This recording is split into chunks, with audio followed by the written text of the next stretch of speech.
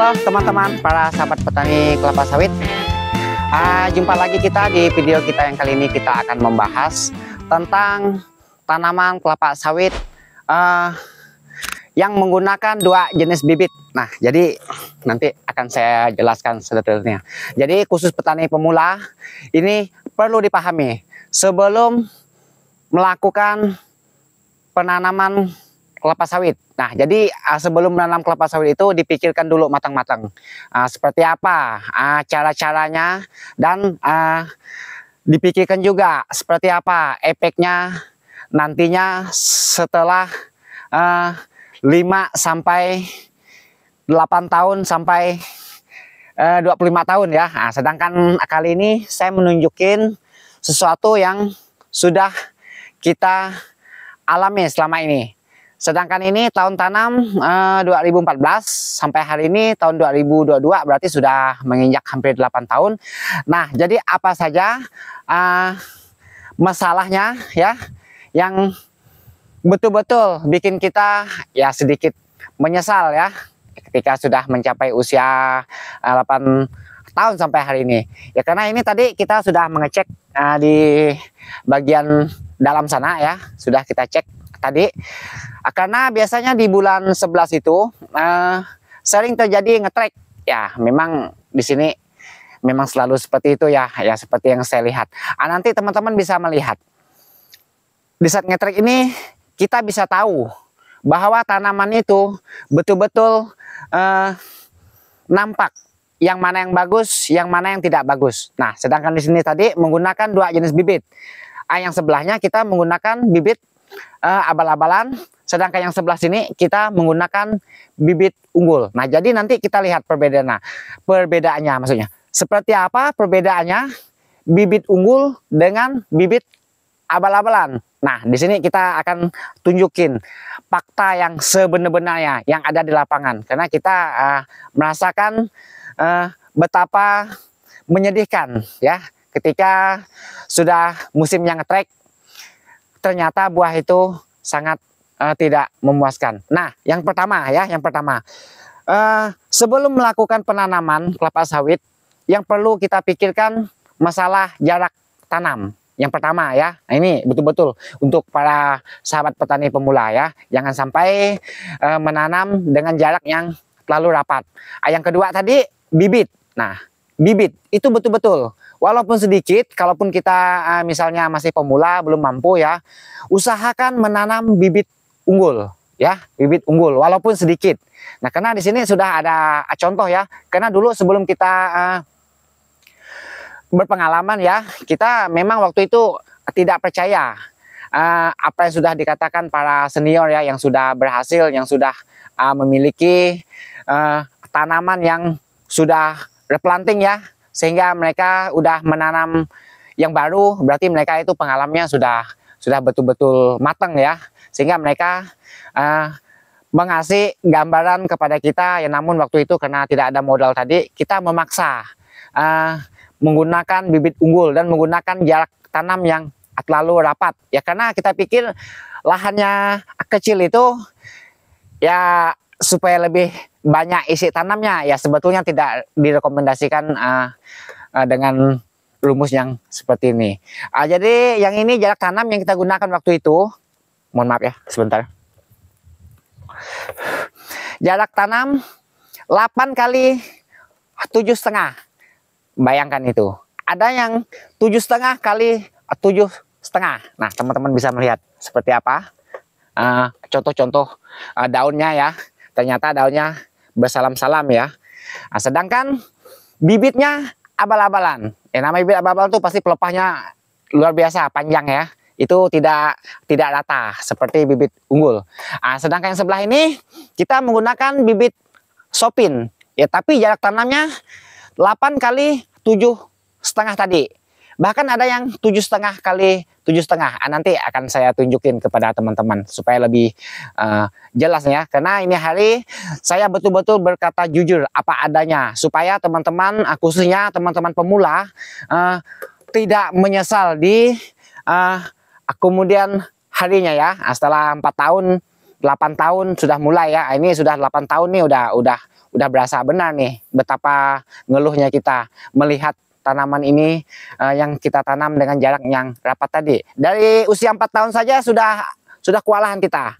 Memasuki lokasi ini sangat sulit ya, karena daunnya itu bertemu sehingga kita sulit untuk melewati gawang-gawang yang ada di sekitar tanam ini. Jadi yuk kita lihat. Nah, kita sekarang tunjukin di bagian yang menggunakan bibit unggul dulu ya. Nah, nih akan kita saksikan sama-sama supaya lebih jelas. Oke, ini kita pakai dulu, ini motor kesayangan kita. Oke teman-teman, nah kita mengecek di bagian yang menggunakan bibit unggul dulu ya. Nah ini sedang musimnya ngetrek ya. Biasanya ngetreknya tidak terlalu lama ya, karena itu tadi, karena menggunakan bibit unggul. Walaupun ngetrek tapi buahnya masih ada ya. Nah, ini kebetulan kita belum panen ya. Nah, nih biar teman-teman bisa melihat perbedaannya. Sebetulnya tanam ini sepertinya bagus perkembangannya ya. Nah, ini pupuk yang kita gunakan menggunakan dosis 7 kg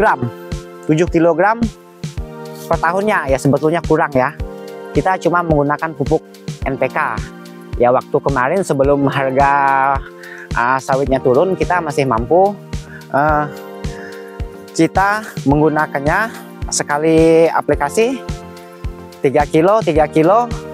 Setelah itu 2 kilo, jadi terkadang 8 kilo ya dosis yang kita gunakan. Kita melakukannya 3 kali dalam setahun. Nah, teman-teman bisa melihat ya, menurut saya ini lumayan ini. Cuma ini tadi ya, ini ya karena lagi ngetrek ya. Ya ini boleh katakan ngetrek ya. Aturannya ini sebenarnya setiap 20 hari 15 hari buah ini selalu ada ya yang matang ya. Nah, jadi kejelekan di kebun ini tadi, ini hujan ya teman-teman, ini karena tanamnya rapat ini. Nah, sehingga pelepahnya tidak bisa membuka ya, tidak bisa membuka leluasa. Ini alasan yang ini bisa jadi seperti ini ya. Teman-teman bisa melihat dari pelepahnya ya. Ya kalau kita tuh menilai tanaman ini bagus dari pelepahnya. Kalau pelepahnya besar-besar membuka, itu menandakan bisa menghasilkan produksi yang lebih banyak ya. Ya memang sih ini sudah berbuah ya. Ya kita bersyukur juga ini masih bisa berbuah ya, maka masih tetap kita rawat. Nah seperti ini contoh yang menggunakan bibit unggul tadi ya. Nah teman-teman bisa melihat ini kesalahannya di tanamnya rapat. Nah seperti ini tadi yang sudah kita katakan tadi ya. Nah berikut kita beralih ke bibit yang abal-abal tadi ya. Bentar kita cek di bagian yang agak mendingan lah buahnya ya. Nih kita udah mulai masuk. Nah jadi ketika ngetrek dia seperti ini ya. Nah nanti kita dekat-dekat ya. Ada juga sih memang yang ada stok buah ya, ada juga, cuma tidak rata. Biasanya ini rata ini, cuma sangat berbeda dari batang pohonnya. Ini sangat jauh berbeda dengan yang tadi ya. Ini tahun tanamnya sama, hanya selisih berapa bulan ya. Nah, cuma beda bibitnya tadi. Ini yang saya katakan bibit abal-abal. Ini beda, ini dia lebih tinggi nih pohonnya. Nah teman-teman bisa melihat kurus-kurus. Dosis pupuknya sama ya, cuma jarak tanamnya tadi yang membuat ini sangat bermasalah ya. Ya karena 7,5 kali 8 tadi, ada yang 7,5 kali 7,5. Nah dia ini ada seperti ini. Ini besar nih bobot batangnya, cuma buahnya ya paling-paling 1 ya. Ada juga seperti itu. Nah ini saya katakan sangat mengecewakan ya. Ini sebetulnya dia mau berbuah ini, cuma karena dia rapat tadi ya, nah, sehingga buahnya terhalang juga oleh pelepahnya, karena pelepahnya tidak bisa membuka ya. Nah jadi kita cek lagi bagian depan itu sekali, kita nanti sambil keluar. Nah ini ada yang kosong sama sekali seperti ini. Ini awalnya bertumpuk ini buahnya. begitu waktunya ngetrek ya betul-betul habis dia. Nah, tidak ada stok, ada cuma satu tandan di sebelah tadi ya. Ini bunga ini. Nah, lalu kita ke depan lagi. Nah, seperti ini ya. Dia paling banyak dua ya, udah paling banyak. Belum lagi yang seperti ini, pelepahnya patah-patah ini. Ini udah banyak jenis kekurangan unsur hara di sini. Cuma ya kita biarkan sajalah daripada kita buang-buang biaya hanya satu pokok ya. Nah, ini boleh dikatakan termasuk yang bagus ya, tapi ya cuma segitu-gitu saja. Tandan buahnya kecil-kecil ya. Nah, teman-teman bisa melihat. Nah, ini pohonnya besar tapi buahnya tidak banyak. Nah, itulah perbedaannya bibit abal-abal tadi ya. Tapi untuk teman-teman ya yang memiliki tanaman yang seperti ini, jika masih berbuah ya pertahankanlah. Ini pun kata orang, puji Tuhan juga bisa menghasilkan walaupun sedikit ya, karena kita bermula dari hasil yang seperti ini. Jadi udah terbiasa lah ya, udah ya bersyukur aja lah ya. Ini ya, ini kebetulan nemu yang agak lumayan yang ini ya. Nah, jadi itulah perbedaannya bibit unggul dengan bibit abal-abal tadi. Nah, kita beri di sini.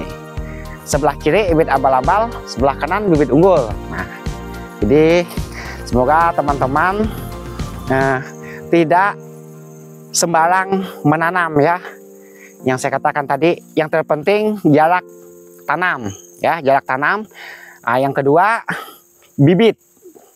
Usahakanlah menggunakan bibit unggul ya. Nah, jadi bisa seperti ini buahnya. Nah, ini lumayan ini ya, walaupun lagi ngetrek, tapi ini sebentar lagi mau panen nih. Cuma kesalahannya di sini di bagian jarak tanam ya. Jadi tanamnya tidak leluasa ya, mengeluarkan buah, terjepit. Nah, ya, seperti ini.